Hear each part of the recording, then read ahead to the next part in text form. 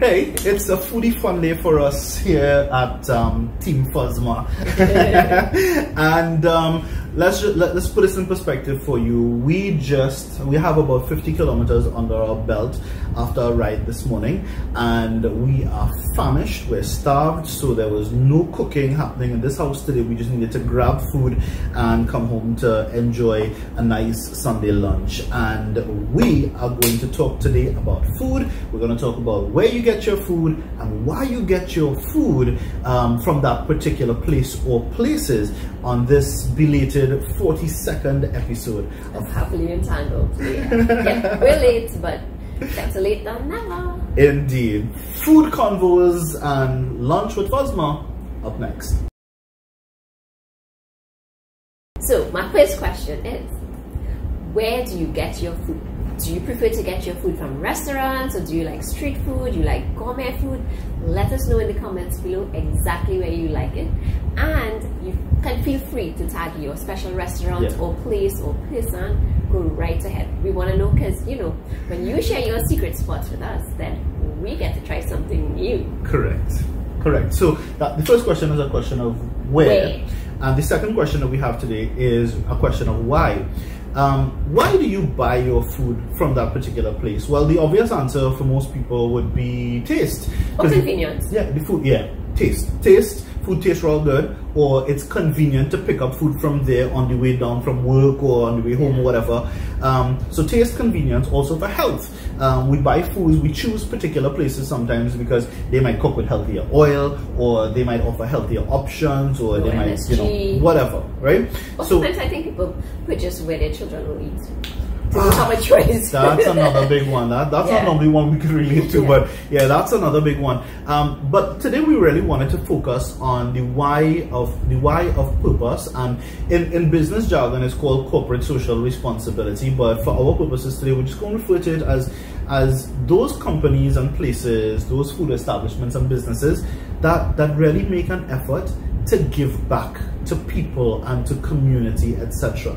Listen, I've said this many times before on the radio show, but I think it's the first time that we actually want to say it on the vlog, that I think it's our responsibility, especially coming out of this pandemic, to really be our brother's keepers. If anything we've learned during the pandemic, that we are our brother's keepers, and if you're expecting help to come from elsewhere, that ain't gonna happen, So the businesses that have supported community, and by community I don't necessarily mean that they would have done something like super extravagant to support the community and charity drives and that. We're not necessarily talking about that, because there are a lot of people who give quietly and silently, but little things in the way that they run their business.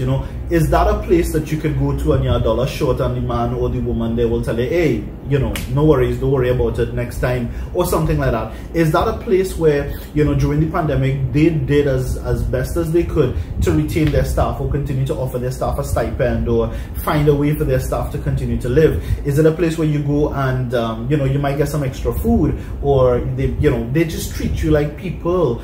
Do they support the community? Do they give back to the community? And when businesses operate like that, I think we have a duty to support those businesses, because many times it makes it easy to. It's a cycle. Yeah, you don't feel difficult spending your money there. Correct. And it doesn't have to be that their give back benefits you directly. It could be that their give back benefits somebody else. And the other thing is this, right? Like, I think about this a lot. There are some businesses that make multi-millions of dollars, millions of dollars, right?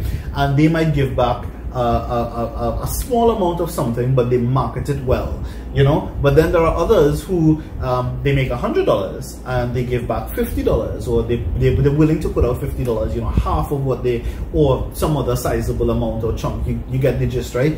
And not because a company has a good marketing strategy at the same time doesn't necessarily mean that it's the company that you just go and splurge on, right? Now, the other thing I'll say is we are in no way at all urging you to or telling you to boycott anybody. We don't believe in that boycott thing at all, because even the businesses that don't give back still employ people, you know, still offer a service, they still pay taxes. So everybody they just have great food. No, they just have great food, you know. So everybody has their raison d'etre, you know, everybody has their reason for being, and everybody has their way that they operate. But I just feel that coming out of the pandemic, we really have to support some of our smaller businesses and some of our purposeful businesses. And what more purposeful food business is there really than a company, for instance, like Garam Masala, who we picked up lunch from today. Now, this is not an ad, by the way, from Garam Masala. We have actually never had food from Garam Masala before, and not for a lack of trying. We actually reached out to them before the pandemic when they were doing pizzottis, pizza rotis. Right. So we reached out to them before at that time, but for whatever reason we weren't able to get it then. I do hope that it comes back on the menu soon. But today we were able to pick up lunch from Garam Masala. Why? Well, we hope it tastes good. We've heard good things about Garam Masala, and we're also going to be trying something new, which is also another reason that we go to many, you know, very far places across this country to go try new things. But we also purchase from them because, well, they are a charity, well, not a charity, but they are a not-for-profit organization. So basically, all the profits that they would make, because they are making profits, right, when they sell their stuff, they would pay their workers and their staff, and they also have volunteers there, so like their managers, they have volunteers. They would now use that profit that they make for community charities and for other charity drives. So the profit isn't being utilized to pay dividends. Yeah, nothing like that. If anything at all, it's paying dividends to the community. So because they're using their money for community outreach, you know, which is phenomenal. So you buy a box of food basically, and the profit that's made from that is going to finance or fund another box of food that's going to be given to somebody who is poor or less fortunate. Or in need, yes. How could you not support that? You know? Yeah, so like during the pandemic, well, during that, you know, that period when restaurants were closed, they were still cooking food, and they were actually sending it to the Southwest hospitals, and they were feeding the frontline workers and their staff, the voluntary staff there as well. So they were still able to use whatever money they would have made before to now, during this period when restaurants were closed, to still cook food and serve, which I thought was, you know, really a great thing to be able to do. That is phenomenal. And then because they were cooking food, that means staff was employed, so somebody was going to be, you know, those families would have been taken care of. Yeah. Now, mind you, we don't expect, obviously, every business to be able to operate like this, because you get into business to be able to make money, right? But there has to be... everybody has a different purpose, right? Yes. So this is their purpose. And they also operate on the philosophies and beliefs of the Chinmaya mission, because they are on the same compound of the Chinmaya mission ashram there in Freeport, and obviously they operate based on those same principles and philosophies. So one of their philosophies is seva, which is the philosophy of service, you know, service to mankind, service to humanity. So that's why they exist. You know, they offer this service to, you know, to sell the food, etc., to make some money so that they could self-finance their own seva, service to humanity. So I mean, this is phenomenal. And whether you support Garam Masala today, tomorrow, any other time, whenever you do support them, know that it is money well spent, not just on food, but you're spending money on your fellow countrymen and the communities that Garam Masala would serve, you know. So that's our two questions really. That's the where and why. I hope you are leaving your wheres in the comments below, you know, WHERES in the comments below, as to, you know, where next you would recommend that we go try if we have not yet tried it. And do be sure as well, if you can, to tell us why would you recommend, why are you recommending that place? Is it because they have good food, healthy food, they're convenient, good, you know, great owners, great service, or, you know, this is also a place that gives back. We support all of the local businesses around us in Gasparilla, because, you know, we know many of these people. We could just call them up on a whim and say, hey, I have no money, I can pass and pick up something. And you have to support people like that, you know, people who are supporting you throughout the year. You got to support them. So let's get into the meat. Let's get into it. We're hungry, right? Yes. Yeah, definitely. Asking you as though I didn't know, I'm famished. So are we dealing with the traditional first, or the novelty first? The novelty first. So, like, I mean, have you had an Indian burger? So we've got a Paneer burger. What? A paneer burger. Hold on. Whenever I hear about a veggie burger, it's usually because you're coming with a soya patty or some sort of mashed veggie or beans patty. This is a what? Yeah, it's a paneer burger. And to top that up, they've got peri fries. And I think peri has become a big deal here in Trinidad. Yeah. Because you can now get the seasonings to buy in a lot of these supermarkets. Yeah. But they are actually not just using a seasoning from a package. They were able to get the secret recipe for the peri, so they know exactly what seasonings are in there. And obviously they have their special Garam Masala in it as well. That they would have added. Yeah. So this is what it looks like.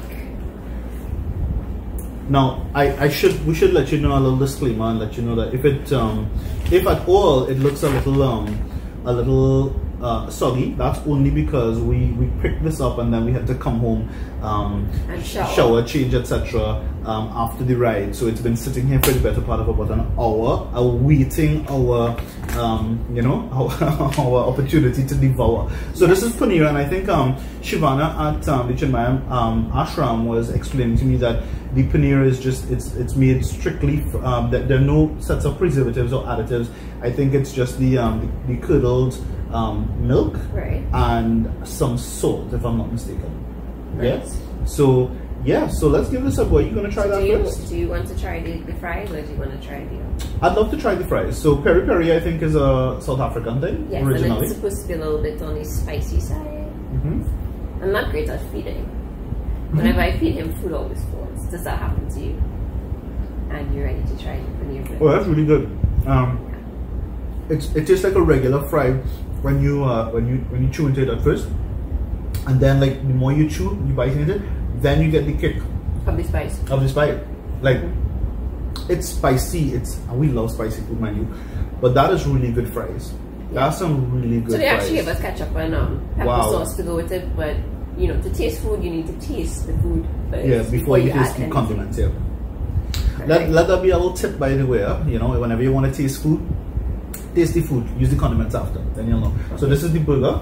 Who eats a burger with a fork? Oh, go right ahead. My goodness. I mean, I ain't that kind of bougie. Okay, so this is my first time ever eating a paneer burger. Wow.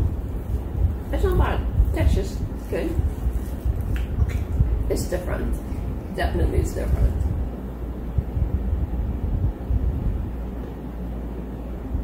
There's like a crispness to the burger patty itself. And it's a square patty. Oh, good. Look at that. Look how white that is on the inside. Yeah. I think this is a really wonderful burger. I think that just by tasting it, you can tell that they spent some time putting together their flavor profile. Because it's Indian. The paneer and their toppings, their condiments, etc., the way that they dressed it, it all complements each other. It works perfectly. Oh, the paneer, by the way, after they make their paneer, it's then battered in their special batter. She said that's one of their secrets, and then deep fried. So this is really good. It's also got it's spicy. It's also got some kick to it, but this is actually really good. And I'm being very honest with you when I tell you that I'm a meat mouth usually. I've been trying to reduce my consumption of meat of late for health and environmental reasons. But this is a burger that you can safely eat just from the first bite that I had, and it doesn't feel like you're eating. I don't like soya at all. I don't like soya, and I feel very few people could cook soya properly. I'm being very honest. But this is a burger just from that first bite that makes me feel like I'm not missing anything else. Understand? So it's pretty good. So I'll continue here while the wife explains to you what's in here. Okay. So in this one, we have this biryani rice, there's fresh salad, there is jeera aloo, since it's Indian, it's not jeera potato, it's jeera aloo. And this is a butter paneer masala. So which one shall we try first? Let's try the potato. Well, the aloo.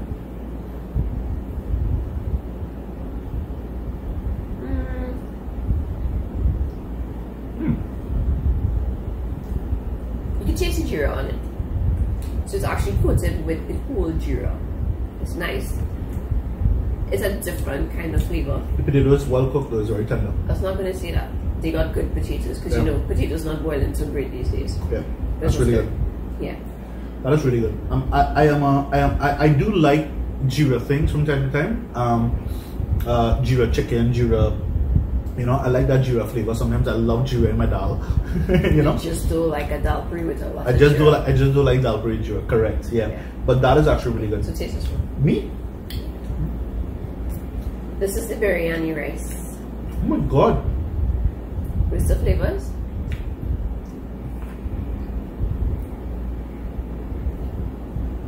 I'll show you some buttery. Yes. I've never had buttery biryani. That is incredible. That's really nice. It's not dry. It's not spicy. I think children would actually enjoy this, especially if they like rice and butter. Yeah, it's good. That's really good. Like it's rice. That's it.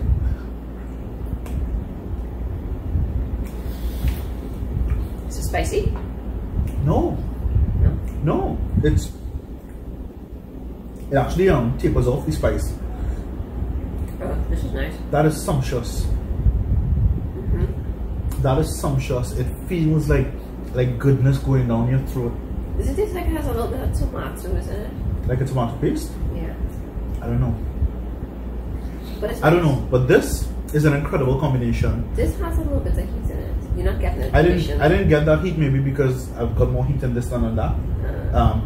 But that is incredible. Like, do I have fries? Do I have burger? Well, we all know what salad tastes like. It's Sunday. Do I have to eat salad? Not today. Well, this is really good. For the first time us trying this, it's really good.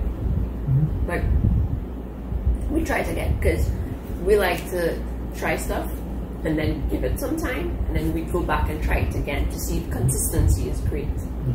So we'll give them some time and then we'll go back and try something new, or maybe the same thing to see if it is consistent. But I don't know if you're like us. When we find something that hits the spot, we don't search anymore. We just go get that. So like, if you own a food place and you win us over with something, we're like your customers for life. You know? That specific thing. Yeah. We'll experiment with your other things, but if it's that one thing that really hits the spot, yeah, we'll come straight back to that. And I kid you not when I tell you. Oh, you've got to share that burger with me. Just sorry. remember that. It's really good. Like, this food is really, really, really phenomenal. And considering that, you know, it's been a little while because we bought it and we didn't eat it right, but we're not having it, right? So it got cold. But I think when food tastes good, cold, you know it's good food. Because a lot of times you buy food and you eat it hot and it's great, and then if you let it cool down, you're like, oh no, this is not good. Share a secret with you and let you know that that's actually one of the ways that we judge good and bad doubles. For real. I was gonna say that. Yep. If you have a cold double and doesn't taste good, you know but that it's I kid you not, look, I have added no condiments to these fries and they're cold. And they're still good. And they're still good. You know, sometimes fries tend to get that kind of dryness thing that choke you. That yeah, is you feel like you're choking on it when it gets cold. You can only have it hot. But well, I'm leaking. My food is. But that's okay. We're home. It's fine. But yeah, we would end off though by saying that we actually did this today as well for a reason, because apart from wanting to encourage you to go out and start buying and spending with purpose, we also want to let you know that come early 2022, God willing, we have a lot of plans in store for Happily Entangled AF as a brand, and one of those things will include, God willing, Fuzma's Foodie Fridays. That's all we're going to tell you for now. Fuzma's Foodie Fridays. Look out for it starting in January of 2021. 22, sorry, January of 2022, sorry. So do be sure to look out for that.